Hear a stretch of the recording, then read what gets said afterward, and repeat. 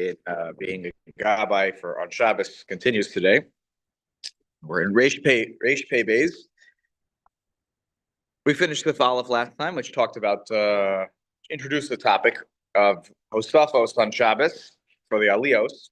So I just want to make one addition that Aruch HaShulchan pointed out about this topic. As we mentioned last week, the Mishnah Berurah cites the Ran, who says the reason you can make Hosafos, you can add Aliyos on Shabbos is because we are sort of like a situation of Ma'alin Bakodesh, right? Mipnei Kedushasa Meruba. Shabbos, there's more Kedusha. So we have 7 Aliyos, Kippur 1 down. We have 6 Aliyos, Yontif, other Yontifs 5. You'll have Chol HaMoed 4. Every weekday reading is 3. So the Ran says that the reason you have such an order is because of the Kedusha. It's to separate the Kedushas of the Yom. Okay, and with that Svara, it would make sense that you can't add to any day to add Hosafos, add extra Aliyos to any day except for Shabbos, because otherwise the other days catch up in Kedusha. Though there are a different reason, which I mentioned last week, but I didn't cite it b'shem omro. So you correct that right now. And the Aruch HaShulchan, so I know Steve, you have the Aruch HaShulchan, so you can just follow along. It's Sif Daled in Reish Pei Beis. He mentions it's about half, 2/5 of the way down. It says L'Perish Rashi Sham Hatam Mipnei She'ein Ba Bittul Malacha. The reason we can add Aliyos, Rashi says, is because there's no Bittul Malacha on the weekdays. Could you imagine if we started doing Hosafos on the weekdays and you have 5 Aliyos suddenly or 3? People will be like, I gotta go. Like, I need to say Kaddish at the end. And people will be upset about it because it is lengthening a shul. Call up this one and they adjust my talis. Where are we starting? But you can't do that on a weekdays. You can't even do that on a Chol HaMoed, right? Because Chol HaMoed is, I be careful here to say it's a work day, but it's a day where people do have to go places sometimes.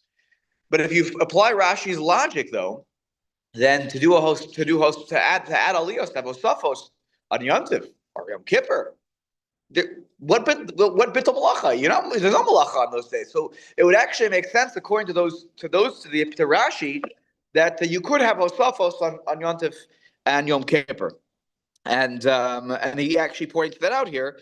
The Aruch HaShulchan, it's one more line down there. Das Rashi gam b'Yom Tov mutar lahosiv al minyan hakruim.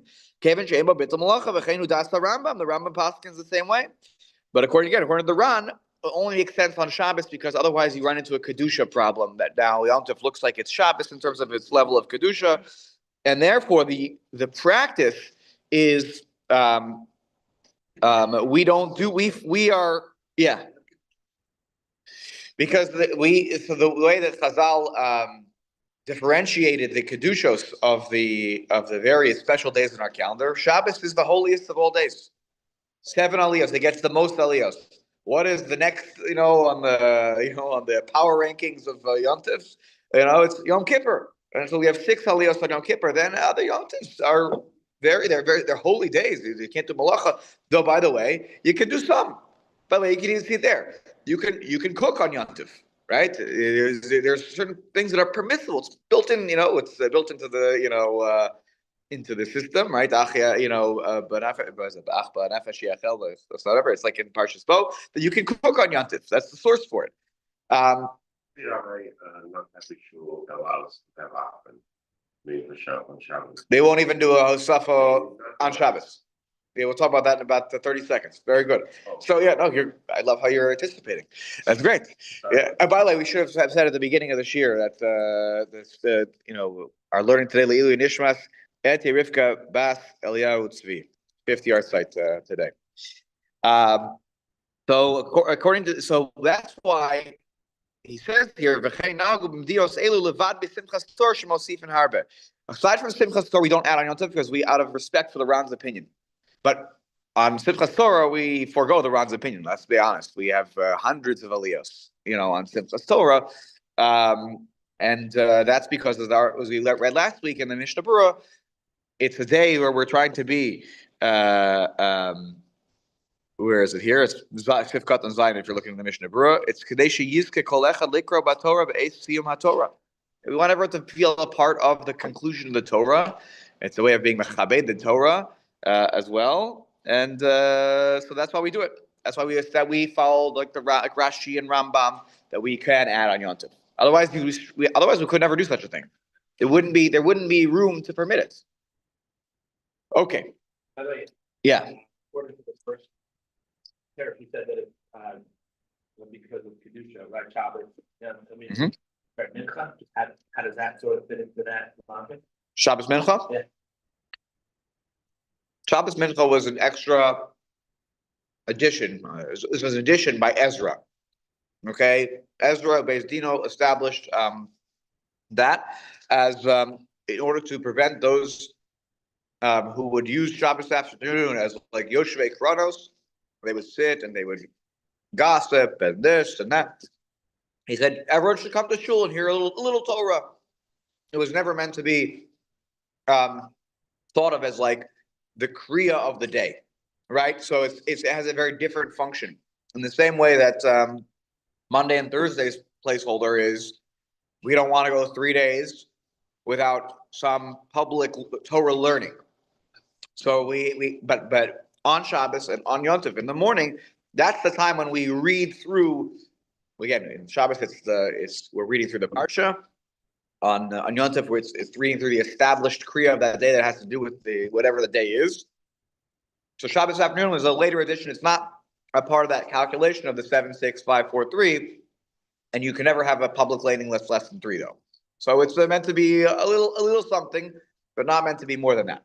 So there's more condition that they also condition up to the Oh, on Mincha? I think that's the only time we find that. Yeah, I mean, it's also like on any mincha laning, like on the weekdays, if you have a fast day, you don't say Chatzi Kaddish. I think that has to do with more about how you break up the tefillah. Like when you, I have to get back to you on that one. Look, the reason most Kaddishes are placed where they are is to establish like we've finished a particular section of tefillah. The reason we do it in the morning is to separate between the reading that is mechuyav, that is obligated, and the reading that is now not. The mafta reading is a different. I get maybe obligation is not the right word, but it's a different obligation. Put it that way. So that's why we separate between the 7 aliyos, or sometimes there are extra aliyos, and then there's the maftir aliyah. Yeah, that's why you read. We'll talk about that hopefully today also. Why there was a kaddish right there, but on Shabbos Mincha. I have to double check why we don't say Kaddish there. Like on a regular Monday, Thursday, we do say Kaddish after the Kriya, the Chatzi Kaddish. Good question. Okay.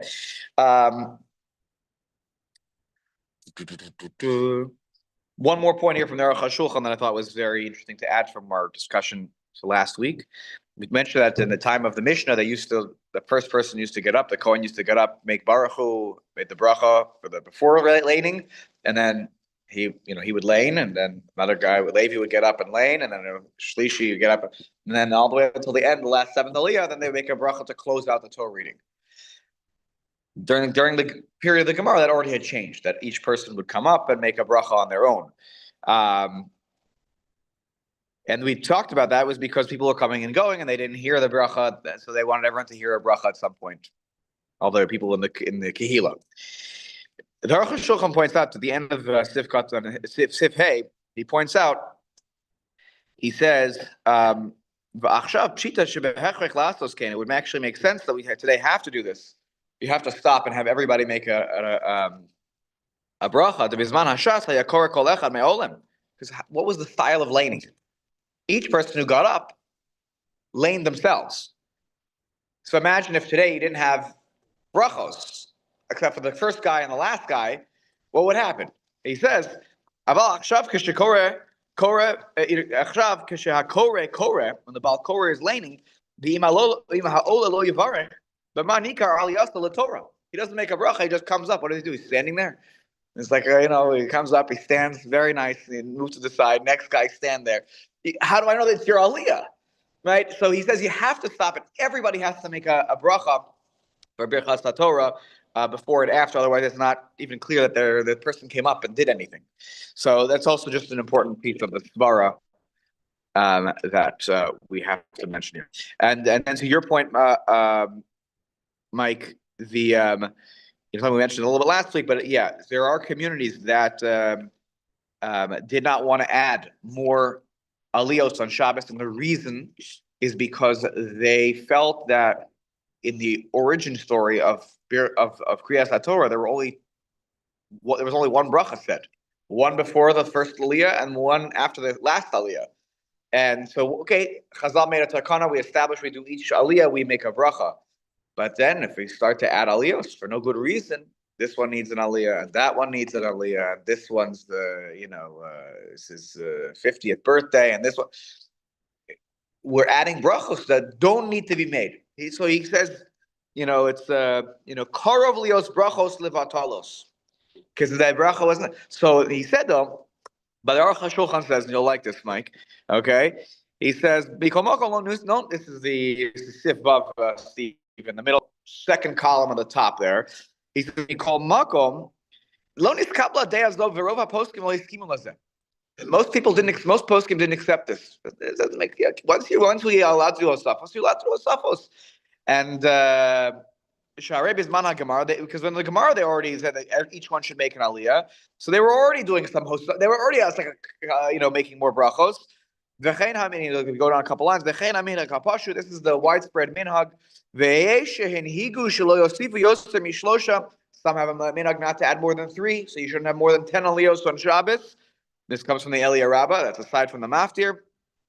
I don't think I've ever actually been in a shul where they've had more than 10. I don't know if it was purposeful or not. That I've never seen. I don't know if you've ever seen that here on Shabbos. I'm often sometimes with the youth programming at that time that the whole suffos are happening. Okay. Omnam Gama Achshav, he says here, this is the Aruch HaShulchan. He says, Gama Achshav yesh she'ein mosifin al shiva krum. There are some kehilos that don't add. They don't want to do it. Because where does it come from? We don't want to add more brachos than we have to. That's the story. You know what I heard? I asked actually two rabbis. Incident that they don't know each other. You know what they said? The machloek is where to break it up. If you're adding, right? Because there's obviously you gotta finish. There are rules. There are rules about where you can stop. Yep. Not everybody knows where it is. And I like it. Right. I hear. Anyways, he does say here, if there's a chasana, there's a bris milah, things like that, people need an aliyah, make the hosafa. Don't cause problems. It's not worth the the arguments and the fights in the shul for it. Okay. Let's go to Sif Beis now. In the Shulchan Aruch. All right. Now I'm gonna get myself. These next two topics are they're not to say they're hard, but they get myself in trouble. Okay, Sif Beis. Mutar likros olim harbe. It is permissible to call up many. This is not the shock. We've already been talking about this. Call up many olim, many people for an aliyah, even though this one will read what that one already read. So he'll go back. He reads. Remember, think about the days of Chazal when the person used to read their own aliyah. Now we have a balkore. Right? That's standard. But it used to be in the when they used to do Kriyas HaTorah, each person came up and laned their aliyah. So imagine, Cohen comes up, he lanes the aliyah. Levi comes up and says, I'm going to lane that part again. I'm going to go back, 5 psukim, and he starts in the middle of the previous aliyah, and he keeps going. And then, but you want to squeeze a bunch of people in. So I want everyone to be zocha, to have read from the Torah that Shabbos. So this one reads 3, this one reads 3. I'm like, I'm out of psukim, I need to... So okay, this one's going to go back, and he'll read the 2 from this guy and 1 more. Can you do that? Right. So according to the shot here, ein bekachlum, there's no problem with this. There's also another word. Which word? Umevarech. Correct. Each one makes the bracha. Yeah. Oh, they're making birchas laTorah here. Yeah, absolutely. Yeah. So you're making birchas laTorah. Now let's play a little trivia game before we keep reading. What's the only laning in Chutz La'aretz, where you repeat what the Ola. Very good. Rosh Chodesh, for the second Aliyah, repeats the last pasuk of the first Aliyah. At the end of Rishon, you repeat the first pasuk, you repeat the last pasuk of Rishon. It's right by the Eicha part. Yeah. You reread the pasuk though. Yeah, you read the last pasuk of the first Aliyah. Huh. Sure. I don't know. I don't recall. Do we do? Does that we'll take a vote around the table? I don't remember, but it's possible. I should pay more attention to them during the laning. Dvark this year. I'll tell you the other time. Now, for this is relevant. Okay, Tommy is making Aliyah in a few weeks. When is the other time that we have repetition of Kriyas HaTorah? It doesn't happen in Chutz La'aretz. Okay, it's on Chol HaMoed Sukkos. Here we read different. You've been there on Chol HaMoed Sukkos. It's the same 4 aliyos, the exact same 4 aliyos, right? The first one gets up. Balkore's dream. They read the same 3 psukim 4 times. That's it. Here in Chutz La'aretz, because we have this Sveika de Yoma, we read Uvayom Ashlishi and we read Uvayom Haravi, right? But in Israel, they know what day it is, Uvayom Haravi, and they read it 4 times. So now you'll see, right? They're going to read the same thing 4 times. But other than that, we don't repeat. The reason we do that on Sukkot in Israel is because what else is there to read? You're reading Me'ein Hayom, so what else am I going to read? That is the day. In Chutz La'aretz, you already have this concept of 2 days, and so you end up reading actually a 3rd day also, which is kind of a silly thing, but we do that. The reason we do it on Rosh Chodesh is we're boxed in because there are 5 psukim over there, and so you need to break it up into 2 aliyahs, and you have to every aliyah is minimally 3 aliyos. Right. Okay, so it's a forced situation. But here it seems like, what's the problem? Don't even hesitate. You should always be able to do such a thing, says the Shulchan Aruch. The Ramah jumps in here. Let's keep going. And he says 2 words, v'yesh ostrim. There are those that prohibit this kind of practice. To repeat what the previous person read, we don't like that. And this is the practice amongst the Ashkenazi Jews. I don't know what the Sephardic minhag is today. I don't know. I'd be very curious to find out. I don't know. Shlomo stepped away for a moment. I'm curious what's the practice. But that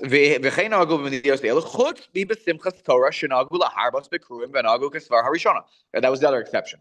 On Simchas Torah, we go back and we do the whole laning over and over and over and over again. That's the only other time when the Ashkenazim allow it, aside from the times that I just mentioned, because there you're forced to. There's another halachic, principle at play that I have to make an exception. Take a look at Sif Katan Tes, and then Yud. Okay.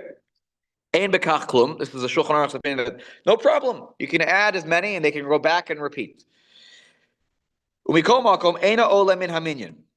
Imlo shehosif lechol hapachos shnei psukim al mashakar harishon. You can't count them as one of the 7 kruim unless they read at least 2 new psukim above and beyond what they read that was the repetition.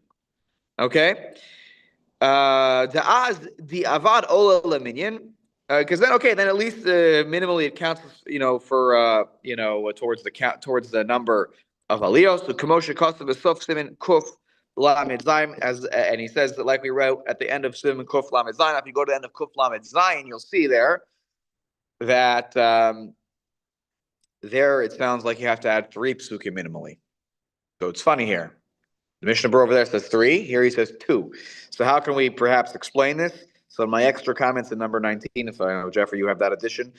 So the way that some try to explain this is maybe it's in a spot where you could only add 2 psukim, like Rosh Chodesh, right? So like maybe there's another situation where you're boxed in, and so you can only add 2. So that's why he says 2 here, because it has to be at least 2 when there's a problem. Otherwise, it should be 3. Right? 2 when you're boxed in halachically. Okay, and then but what do I mean? What do I mean by boxed in halachically? I mean, like if you have a section of the Torah that's 5 psukim, but you're not allowed to stop an aliyah in the middle of a section, in the middle of the first 3 psukim of a section.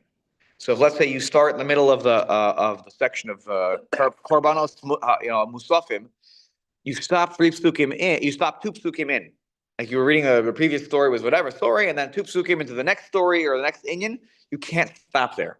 You are only allowed to, you have to stop at least 3 psukim into something. So if you have something that's 5 psukim and you're trying to break it into 2, you're stuck, right? Aliyah has to be minimally 3 psukim. So that's that's why on Rosh Chodesh you have a 5 pasuk. It talks about the korban musaf for 5 psukim over there. It's anyways. So that's why he mentions here too. Okay, let's take a look at Yud. Chutz b'simchas Torah. V'yesh omrim dehu adin b'chasana. Okay, some people say that just like on Simchas Torah, you can go back and reread aliyos. There's a chasana, there's an ofruf, and the chasana needs an aliyah for sure, and the father needs an aliyah, and the father-in-law needs an aliyah, and the grandfather needs an aliyah, and the grandfather-in-law needs an aliyah, and then there's this one needs an aliyah, right? What was it? That's right. And a great grandfather needs an aliyah, right? What was that? And the uncle who chipped in a nice amount for the wedding, and and by the way, turns out the family is they're Kohanim, right? So aliyahs are not easy to come by. So okay, so you have to really start adding. So he says, fine for chasana, we would do such a thing where you'll reread psukim. Anybody ever seen that before? I've never seen that. Okay, and the reason is, aval minhagenu. He says our minhag shelo likros lazeh mashakar kvar echad af chasana. Even when there's many baalei simcha, so you need to give them aliyos. We don't do this. Hosafos, yes, but to go back and reread psukim, so now you could smush in extra aliyos. Because think about it, if I can start to repeat, I can get way more aliyos. But he says we don't do that. Levad mi simchas Torah no again karama. Only like on Simchas Torah, that's the only time we do this. We're not like the Ramah, where we repeat aliyos, we go back and we go backwards in the laning. Because why? There's an opinion that reading Lemafreya, it's mentioned in Megillah. Those of you who are learning Megillah, this sounds familiar, but if you read Lemafreya, not just like read the Megillah Lemafreya, but if you read the Kriyas HaTorah, there's some Rishonim who don't like this idea of going backwards and then and then you go back and then you move forwards and then you go back and you move forwards. Many of the Rishonim don't like that. So we do try to avoid that. Okay.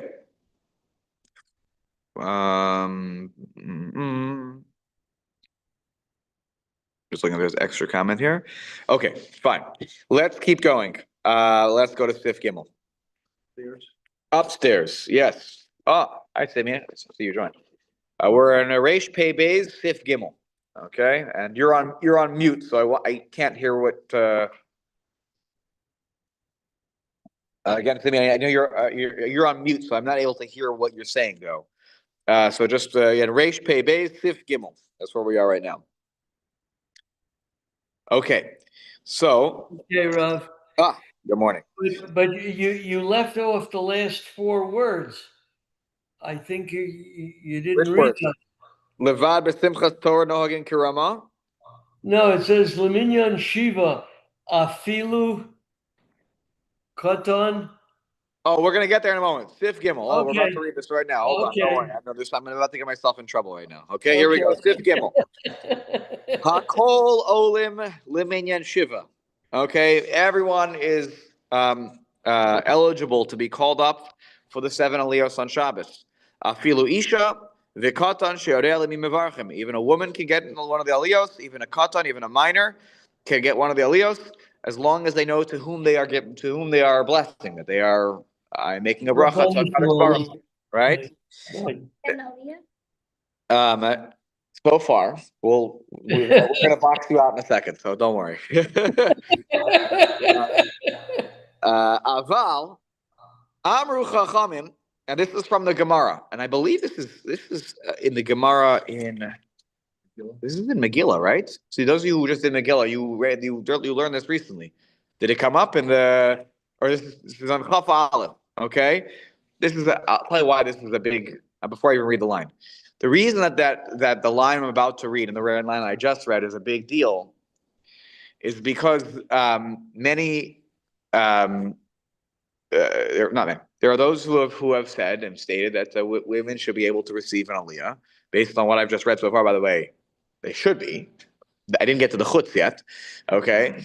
But this whole part comes from the Gemara. Already in the times of the Gemara, there was already an established, idea that women didn't get an aliyah, and we're going to see why in a moment. But this line is used to sometimes explain why it was called a partnership minyan, where they have women get called up for Kriyas HaTorah.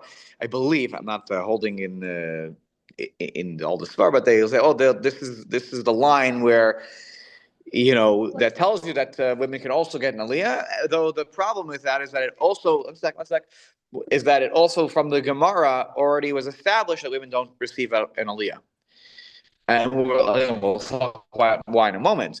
So I just wanted you to understand that the whole, I'll call you in a second, the whole thing is a Ma'amar Chazal. It's all from the Gemara. Including the part that says chutz here, about Amru Chachamim. Right. So, but the reason that this line, I'm going to get myself in trouble, is because this is where that comes from. It means that they're going to say that the what the Chachamim said about the Isha receiving an aliyah doesn't apply anymore, which is where I think this is where the divergence happens. But it all stems from this Ma'amar Chazal, which is quoted here in the Shulchan Aruch. Yes, yeah. On Shabbos. Shalom, shalom, Mike. What happens if on Shabbos you have the daven that's only the girl and you need to chorus? Great question. So then that Kriyas HaTorah, first of all, that's not considered a halachic minyan. Okay? So if there's Kriyas HaTorah in that space, I wouldn't call it the formal mitzvah of a public Kriyas HaTorah. They're reading from a Torah. And that's why, they don't make the brachos that if that happens, like sometimes they have, you hear a women's tefillah.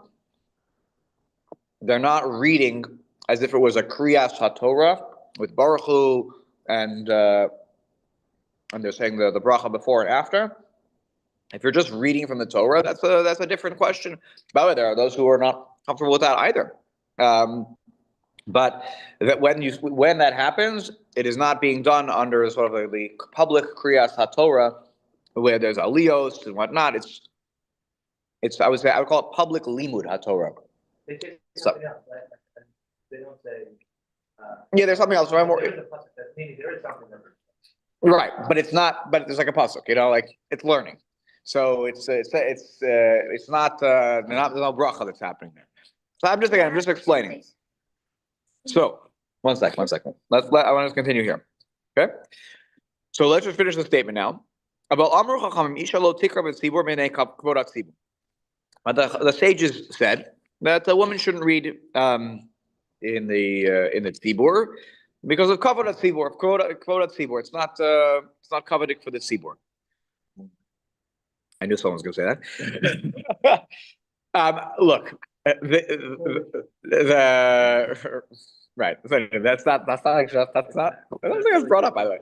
The reason I believe it was, stated as such was that, that a woman were to get up and to read and to lead the kahila in that way was not. He's not saying, by the way, we're saying like. They prohibited it not because there's some. They said it's not kavodat tzibur. It's not becoming that a woman should get up and read the Torah in front of the. I don't think it's serious. By the way, what didn't they say here? They didn't say a katan gets up. It's not kavodat tzibur. That it's just something that wasn't seen as. It's hard to judge. Yeah. Previous cultures. Yeah, correct. Chazal. Correct. That's why I'm very wary to try to give too much of an explanation here. The culture totally different. Correct. Different. The women did not sit in the same domain as men, right? Like they always had a part. Maybe it has to do with. No, even right. It's a mikdash and Ezra. Right. Correct. So they're coming in and they're this and. To imagine. Just conceptually how it works, right? So maybe that's I'm not. But also, you didn't in some cultures. By the way, we know that Devorah was a leader. Right. So we do have antecedent, who else do we have as a Jewish leader who was a woman? Miriam, the prophetess, right? But only for the women. Right. What happened, the women did not go to shul. Right. Matter of fact, when we took for Paul, they pointed out, like even in the Raman shul, that was added later. There was no Ezra's Nashim. No Ezra's Nashim at all. Right. In terms of the covenant tzibur, covenant tzibur means that the person who's leading is a respected figure. And in a culture where women did not work. They weren't the ones who were right. They weren't the ones who were the leaders of the community. Right? Devorah is an exception, by the way, and I'm not. This is not me. I'm not making a judgmental statement of a. It just wasn't. It wasn't. There was something about Devorah's generation, where they had a woman leader. Right. Yeah. But anyways, they said this is again, it's exactly how it's quoted in the Gemara, that it's Mipnei Kvodat Tzibur. Covenant tzibur is a hard thing for us to understand. Right. Wait, what did it mean exactly when the tzibur have a woman get up and lay in the Torah, right, and maybe it showed that it was a community. Please don't take this out of context. And anyone watching this on Zoom, please don't take this out of context. Maybe it'd be like, oh, like we have a community that we couldn't even find, men to be able to, who were educated enough to be able to get up, and it's, insulting to the level, right? Like that. Yeah, I'm with Richie on this one. That like, what did it mean exactly to the those who stated this, in the times of the Mishnaic period, right? This is a Amamar Chazal, it's from the Tanaim, right? What did it mean exactly? But for sure, I'll tell you this. That this has been since they've been doing Priyas HaTorah. This has been the practice, which is that women don't get an aliyah in the in terms of like yes, that there were other reform and conservative movements that have definitely had that. Orthodox shul in Washington D.C. Yeah. For grandniece's bat mitzvah. Yeah. And she laid the entire laning. They had 2 women gabayim. They had only women getting a leave. Was it a women's tefillah? Well, technically, they allowed the men to witness it. They had a separate laning for men in the small base measure. Yeah. Being great uncle, I couldn't go there. Right. Right. So this was the main laning in the shul. Right. Right. It's an Orthodox shul. Interesting. I was no. Okay. Interesting. I mean, I once discussed that with my wife. Right. He was here a few weeks ago. Oh yeah. What was this? Or maybe offline. I don't want to put him on the record here. Okay. Yeah. Simeon, what do you want to say? Yes, I see you. Yeah. Rav, I want you to sit there comfortably. However, I wish to point out that approximately somewhere between 1200 and 1400 before the Common Era, when the Torah itself was given to the Jews, and they surrounded Har Sinai as Moses descended, the crowd included the women. 100%. That's why that's why Medina. I hear you, Simeon. That's why Medina. That's why by the sort of the letter of the law here, even a man, woman, or child, right? This is children should be able to read from the Torah. Just the proviso being their ability to recognize Lifnei Mi Haim Omdim. Yeah, correct. For sure. They 3-year-old is not child. And if they are capable of knowing that, they can get an aliyah. Moreover, when Rav Cairo quotes Aval Amru Chachamim, he doesn't use the word Isur. 100%. He's using the language of the Gemara here. If you go up, Okay. look at like, So, so this is in so- Yerushalayim today, there is a minion called Shira Chadasha, and they have configured their shul with a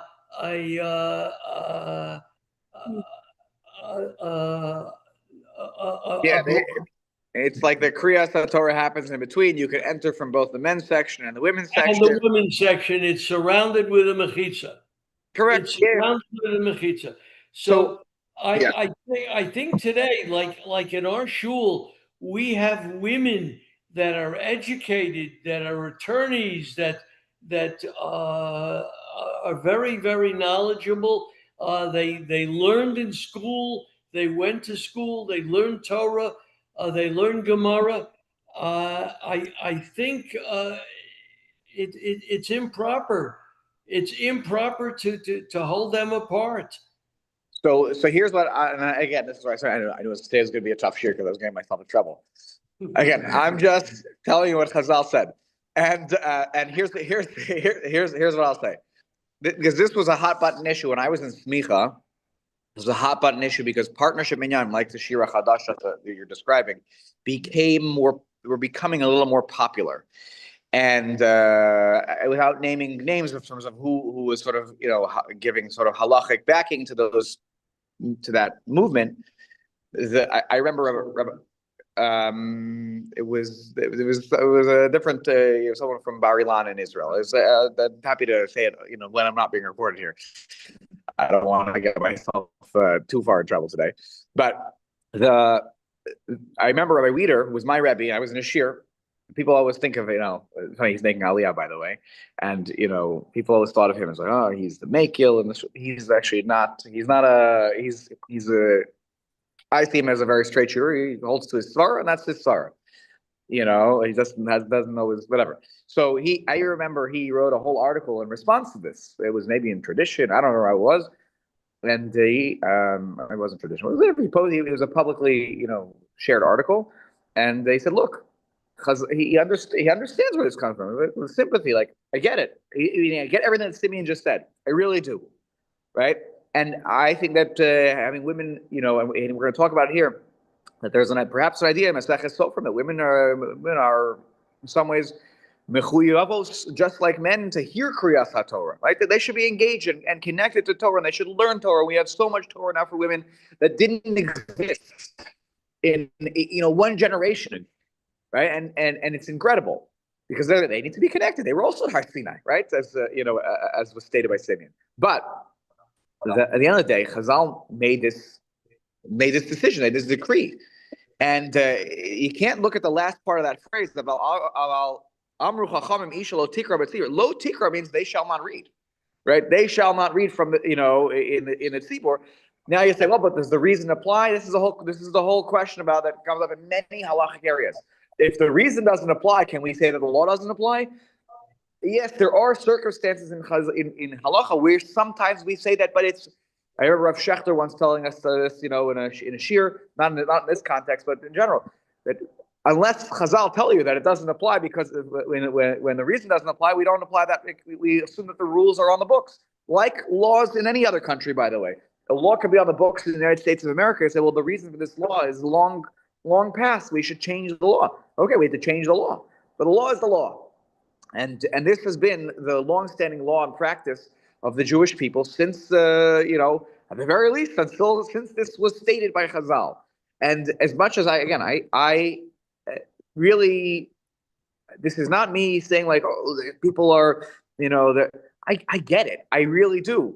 And there's also something to be said for like there's this our tradition, and our tradition it's a legal tradition, and the statements of Chazal are binding to us, and so do I, and that's why look, there's a women's laning, they're doing their thing, and a bat mitzvah girl wants to go.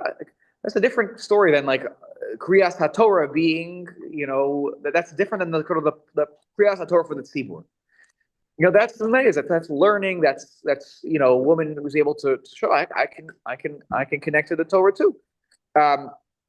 But let's just remember that the whole statement here is the Ma'amar Chazal, and then that's what determines, what's determined the practice going forward. Again, there's a group that definitely feels strongly that reason doesn't apply anymore of Kvorat Tzibur, and therefore that decree doesn't apply.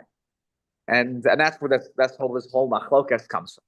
Again, I get it. I'm a rabbi in Orthodox shul, so I'm defending the tough position here.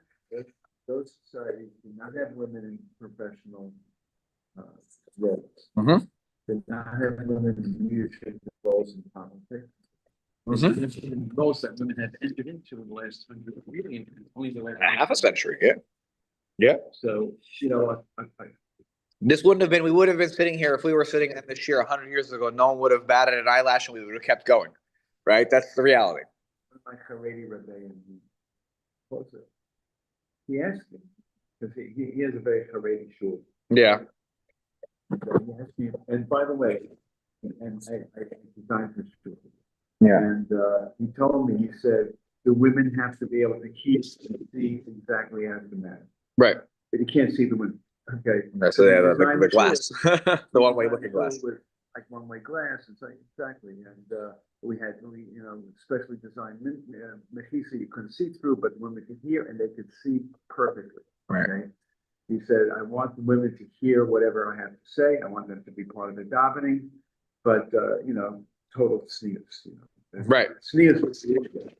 I mean, and then he asked me, well, in your shul, like, are the women okay with being behind the mechisa like that? And I said, no. No. I said, we have women in our shul who are, partners in big law firms, and, Right. they're, And judges. Right. Correct. So we feel a level of respect, but if a woman is a well-known, radiologist or something. Yeah. Then everybody goes to see this radio, and then, I mean, she has a certain chashivas, she has a certain chashivas. Correct. Which women did not have in those cultures. Yeah. Yeah. No, you're absolutely right. It's So- different. We're living in a different time. We're living in a different. Yeah. Steve, did you have anything in there, by the way, that adds some color on this one? Although somebody does point out that up above, it just says that you saw low to God. Right. It's not meaning, but you have it, you have it there. Right. That she could. Right, because in those days that we had the Ola red, which was probably another. That's why I was saying like the education piece. I was saying like it's perhaps like it was insulting for the Kahila that well, we have nobody here who can, we have to start turning to minor, to women, like who were generally the ones who were not educated, just staying like what the facts were. So interesting, right? She shouldn't read, but maybe she should be able to get she should be able to stand there and say the bracha, and then someone else, right? Yeah, but the problem with that is that both in Sif Aleph and that, when it talks about calling people up, it uses the word kova. Because the person used to read. That's why they're called a koreh. They're the minyan hakruim, the number of readers, right? Yeah. Okay, Simeon, last comment on this, and then we're going to continue. Rav, I don't see you continuing anytime soon. Look, it seems to me, I visited Poland with Rav Lookstein about 6-7 years ago, Yeah. and we visited a shul that, in its initial construction, did not have a mechitza. That's what Tommy was just saying. It's the Ramashul, right? No. I did visit the Ramah shul. You are correct, but the shul that I visited did not have a woman's section.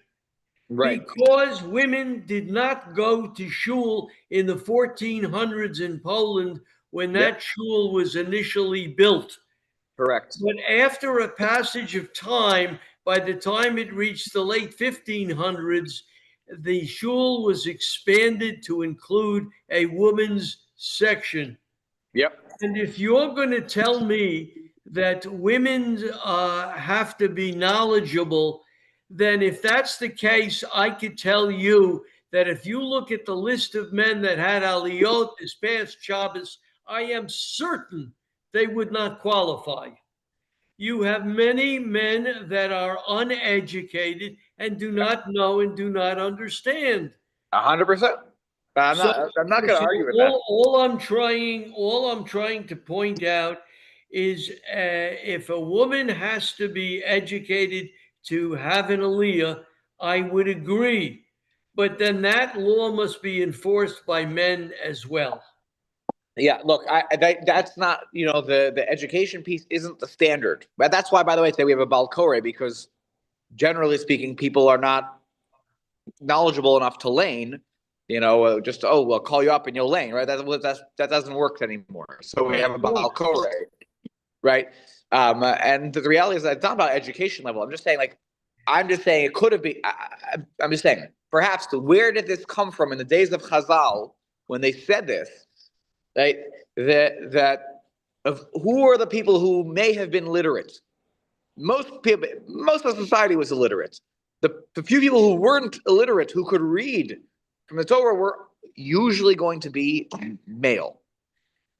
Yes, I'm sure there were some women over the years who had literacy, but the reality is that since nobody really went to school unless you were an Eloi, and then they paid for you to get to a Rebbe, you didn't know how to learn how to read and how to. So I assume that's where maybe this, in its origins, perhaps it's related. I don't know, but I hear you, and I think that what we're about to talk about right now is that hopefully we'll get to this today, which is, and if not today, will be next week, that it is important for women to be a part of Kriyas HaTorah, meaning that they should hear the public laning of the Torah, because, as you said, Simeon, they are just as connected to Torah, just as they were at Har Sinai too. There was no differentiation. When we say everybody was at Har Sinai, we didn't say flutes from the women and children. Like everybody was at Har Sinai. Right, correct. They came first. Right, there you go. No, like Torah, like the boy gets an aliyah and two, he doesn't like. Well, he's the Baal Koreh, and you can get an aliyah if you're really the Baal Koreh. Right? You are. For a bar mitzvah, you're not a katan anymore, though. That's when you're saying you are allowed to lane and. Yeah. If a person could do that, for sure. Today we generally have a Baal Koreh. It could go back to the old days. It's not like you can't have somebody get up and each person lanes their own way. You absolutely could do that. Okay, so let's keep going here now in the. But a young man that enters the bar mitzvah, he can be motzi the others in their desire to fulfill a mitzvah. Correct. He's like an adult for all purposes. Once you're bar mitzvah, 100%. Absolutely. The Ramah here, let's keep going to the Ramah for a moment here. The elu dafka mitztarfin leminyan hakruim. These, for anybody, like a woman or a child, when we say that they can come up for one of the 7 aliyos, that's they are mitztarfin leminyan hakruim. They can join to it. You can't have all women and children doing all 7 aliyos. That is not okay. And in fact, if you look quickly at Yud Daled below, we'll go back to the other ones in a second. Yud Daled kulam o rubam, says the Mishnah Berurah. O rubam, even the majority of the aliyos. So that would only open up 3 aliyos here for women or minors. Even if you were to sort of go by the letter of the law, there, by the Dina, Medina. That's a good question. I don't actually. I don't know. I think it's still the majority of 7. Aval, sorry. Vedin Eved Kenani Kedin Isha, and the law of an Eved Kenani is the same as the law of an Isha. An Eved Kenani has certain connections as a result of their position. Eved Kenani has to have a bris milah. It's a whole thing. They have a status of certain mitzvos they have to do. They are, though, famously, also exempt from positive time-bound mitzvos, an Eved Kenani, just like a woman. Right, correct. So, Aval im imo mi Yisrael, but if this Eved Kenani was the product of where the mom was a Jew, okay, then muter la alos. then it is permissible for him to go get, aliyah from the Torah. Because we said, din Eved Kanani is kedin Isha. We don't call up an Isha. We don't call up an Eved Kanani. So, but if the Eved Kanani's mother was Jewish, you know what we call that? We call him a Jew. And That's therefore, correct. even though he is in many ways an indentured servant, he's also a Jew, right? Maybe it sounds like maybe his father was a Kanani, right? It's not Jewish, but so he's allowed to because he is a full-fledged Jew. Look at Tezvav very quickly. Imo mi Yisrael. Da'az habeli Yisrael me'alya v'chai b'chol mitzvos. He's a Jew. He's chayv in all the mitzvos. So why is it considered an Eved Ivri? Why is he not an Eved Ivri? I'm assuming that that's why I'm making an assumption here, that his father probably is not Jewish in this situation, and that he came to be your servant under whatever circumstances, became an Eved Kanani. So he's like your property. But at the end of the day, he's a Jew. And like an Eved Ivri becomes your Eved, as we read this past week's parsha. How does an Eved Ivri come about? Just from the parsha we read. Right. A court proceeding. It's like, sorry, 1 second. It's like the Seinfeld episode, okay, where George and Jerry are attempting to write a pilot for the show called Jerry, and the line of the story is that this guy who gets in a car accident, with them, and he doesn't have insurance and he can't pay, and so the judge orders him to be his butler. That is sort of the story of Eved Ivri. You were a thief. You couldn't pay back the principal of the kefel or whatever. So the judge just determines that you're an Eved Ivri now. You'll be sold, because how are we going to make the money? We're going to sell you, and you'll be now an Eved Ivri for whatever the term is. An Eved Kanani is not coming through the such a system. An Eved Kanani comes about, we overtook the Canaanites, and this one is my servant, and It's a very different set of circumstances. Turns out that one of them is a Jew, right? His mother was Jewish. So we have to, the laws of Eved still apply, but this guy is also a Jew. So I have to now also be extra sensitive to the fact that he's mechuyev in all the mitzvos. So if he wanted if he comes to shul with me, he's eligible to get an aliyah too, right?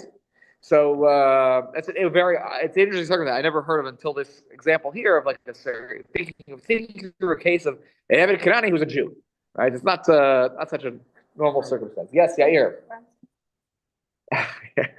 Yair points out that so there's a basketball player for the Knicks, Jalen Brunson, who lives in our neighborhood here, and he's married to a Jew, and they have a child. So the child is Jewish. Apparently, he's gonna enroll him in I think in WRT in the preschool. So we talk. Oh, imagine the shul basketball league. Their team is gonna be good. Anyways, yes. What I think to WRT. They have a 1 or 2 year old. I've heard a rumor that they want to send to the preschool at WRT. Yeah. No. Yeah. It's a note there. Yeah, correct that. Right. Yes, Cindy, go ahead. Rav, are you suggesting, or are you saying that a non-Jew can get an aliyah? No.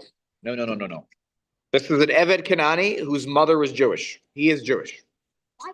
Oh, okay. But a Kanani. Absolutely not. No. Okay. Nope. Okay. And even a regular Eved Kanani who's not Jewish, no, we won't get an aliyah. Even though an Eved Kanani is almost like a quasi conversion a little bit when you have an Eved Kanani. They are mechuyev in a lot of mitzvos, not mitzvos of Seisha Azman Grama, but we don't have time to learn all the laws of Avadim right now. So you're talking about Sheva mitzvos b'nei Noach, perhaps. More than that. An Eved Kanani has to take on more than that. They have to take on a lot of the mitzvahs, lo saseh. Rabban Gamliel's Eved. Right, like Tavi. Oh, I never knew that. Yeah. So He was a big Talmud Chacham. Tavi was a big Chacham. That's what the Gemara in Masechet Sukkah says. There's a Mishnah in Masechet Sukkah that talks about how he used to sleep under.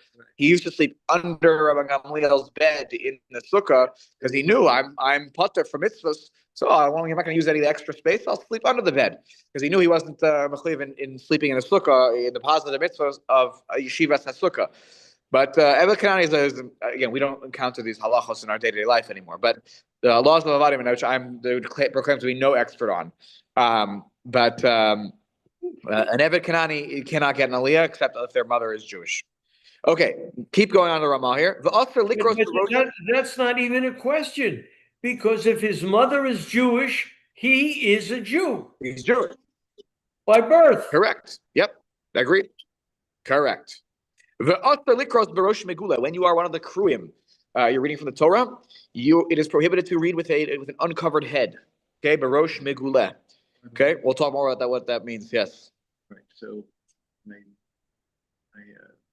Haredi Rebbe Aaron Khan. Yeah. Told me when I get an aliyah to put it, since I wear a yarmulke, put the talis over your head. Yeah, then he will explain that's exactly what it means. Is that what is how uncovered is how covered is covered? You know, like that's what we'll talk about that. Ve'ein iser likros am haaretz nichbad oshir ugdol hador lifnei talmid chacham. There's no prohibition in calling to the Torah an am haaretz, someone who is not learned at all. It could be as long as he is an honorable person. He's a wealthy person. He's the Gadol Hador, not like in like Gadol Hador, like as in like, you know, like who's the greatest rabbi of the generation, but he's a politician. He's an important person in that generation. You could call them before Talmid Chacham for an aliyah. Why? Ki ein ze bizayon le Talmid Chacham. It's not a disgrace to the Talmid Chacham because you have to look at it from the other perspective. Rak kavod la Torah she miskabedes ba'anashim gedol. Look at this. We called up right. Right, we called up the representative from such and such who's a Jew, but he has no clue about the halacha of this, that. But he's a chosh of a guy in this, and he's a chosh of a guy in that. You can call him up before a Talmid Chacham gets an aliyah, and it's not a bizayon to a Talmid Chacham. Actually, we're showing kavod to the Torah. Look at this. You know what?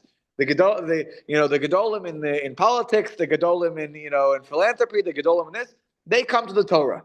Right, they come to the Torah. Right, look at this. They come to to read to be to get aliyah in the Torah.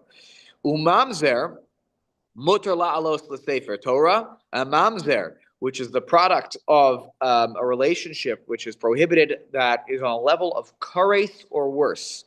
Okay, so you could go to Parshas Kedoshim and Acharemos, and you can find there all the relationships that are prohibited. Any product of that relationship, any child, very, very, you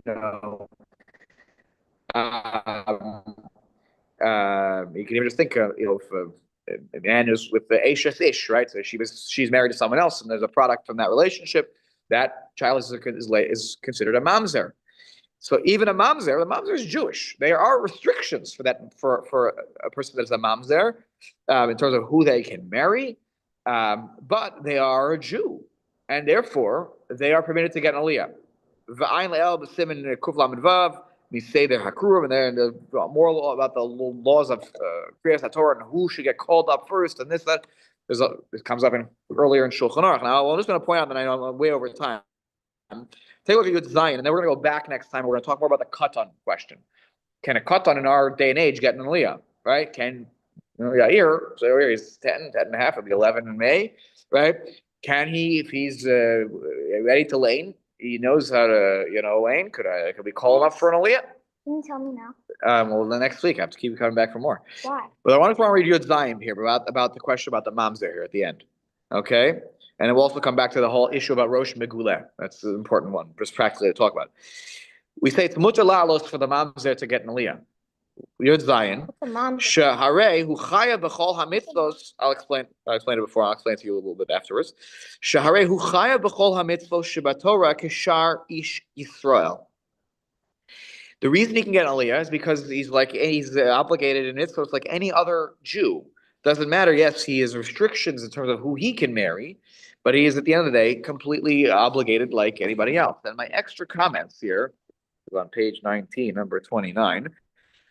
So there is one aliyah that you are not allowed to give him. Anyone want to know which one you can't give him? David, Which one? Oh, well, correct. I wasn't even thinking that. Steve outsmarted me on this one. Yes. For sure you can't give him Cohen. Why? What if his father was a Cohen? First, he can't be a Cohen. Even if his father was a Cohen, he can't. He is what's called what's the word? Halal, right? So you can't get Cohen either. He would have to get Yisrael Aliyah. He could get Yisrael Aliyah, no problem. What of all the other, at least aside from the Kohen Aliyah, what other Aliyah can he not get?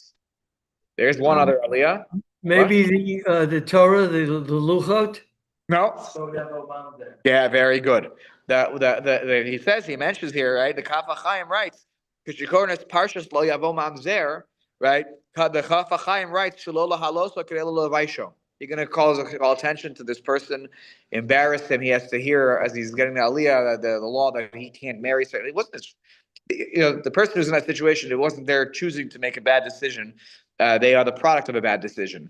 And so you're not allowed to call him up for the aliyah that includes the lo yavo mamzer, but bekal Hashem, which makes a lot of sense about being sensitive. There are also such other things when it comes to like person who's you should be sensitive if there's someone who's maybe there's certain isurim that they violated, and you're going to call them up for the aliyah to be sensitive to what's written in the text. Okay, we will go back next week to talk about the comments of the Mishnah Berurah and the Aruch HaShulchan about the Katan, and we'll also talk about Rosh Meguleh, about what does it mean that you can't have a Rosh Meguleh when you are reading from the Torah. Okay, very good. All right. Rav, fascinating shiur. Did you record it? It is recorded. Okay. Hind has got a house full of family and missed this morning's shiur. Please make sure she gets a